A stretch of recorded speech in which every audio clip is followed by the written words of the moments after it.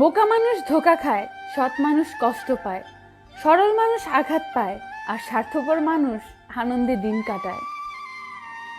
কিছু মানুষ আছে যারা মায়া বাড়িয়ে জীবন থেকে হারিয়ে যায়।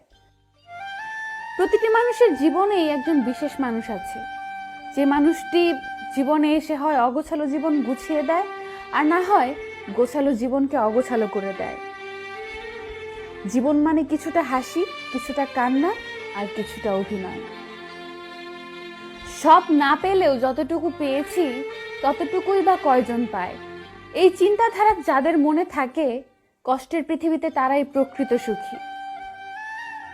বিশ্বাসটা রক্ষা করতে শিখুন, কারণ একবার কারোর উপর বিশ্বাস ভেঙে গেলে সত্যি কথাগুলোও মিথ্যা মনে হয়।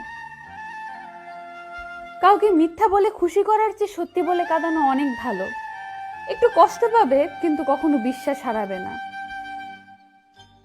বর্তমানে মানুষকে তুমি যতটা আপন ভাববে, ঠিক ততটা কেউ তোমার আপন হবে না। প্রয়োজন হলে বলে হাই, আর প্রয়োজন ফোরালে বলে বাই। কোথায় আছো, কি করছো, কার সাথে কথা বলছো, ফোন ধরতে লেট হয় কেন, সব প্রশ্ন সন্দেহ থেকে আসে না। প্রশ্ন কাউকে হারানোর ভয় থেকে আসে, কেউ বোঝে না।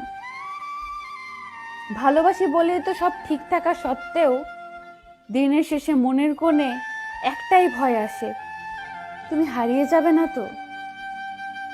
অপেক্ষাটা সেই করে যে কাউকে মন থেকে ভালোবাসে। যদি মনের অনুভূতি ঠিক থাকে, তাহলে সম্পর্কটা সারা জীবন ঠিক থাকে।